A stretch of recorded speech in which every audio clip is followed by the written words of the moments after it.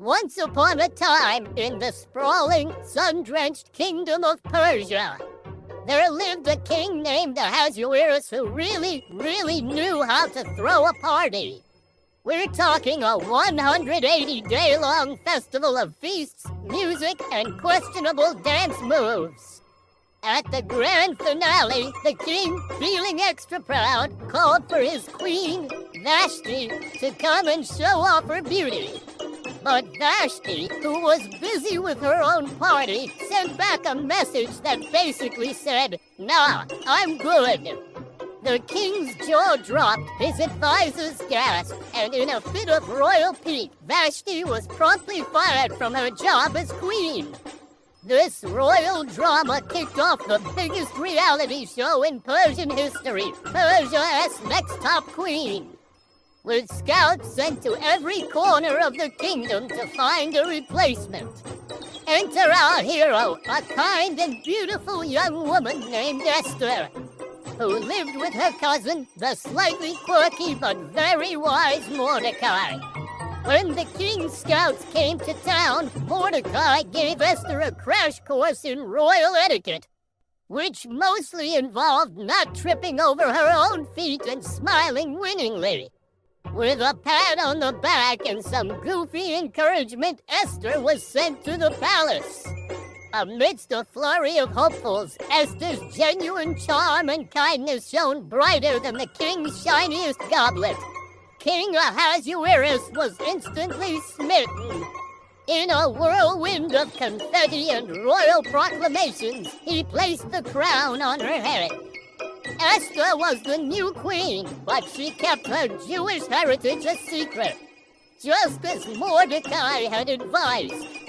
Now, every good story needs a villain, and ours is Haman, the king's top advisor. A man with a mustache as big as his ego. Haman strutted around the palace demanding that everyone bow to him.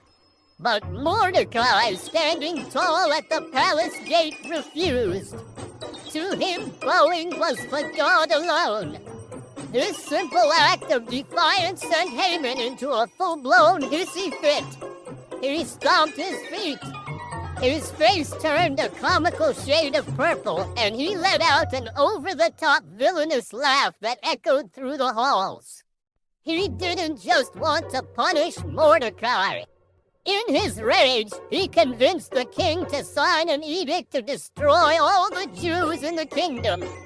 Haman, feeling very pleased with himself, even built a giant gallows specifically for Mordecai. When Mordecai heard the terrible news, he knew only one person could save their people, Queen Esther. After a bit of nervous comedic deliberation pacing her room, talking to her reflection, and maybe hyperventilating into a silk pillow, Esther found her courage. She knew approaching the king without being summoned could be a death sentence. But she put on her bravest face and most fabulous gown. Instead of just blurting out her request, she cleverly invited the king and Haman to a special feast. Then, just to build the suspense, she invited them to a second feast the very next day. Haman was puffed up with pride, thinking he was the guest of honor. Completely unaware he was walking into the most brilliant trap in Persian history.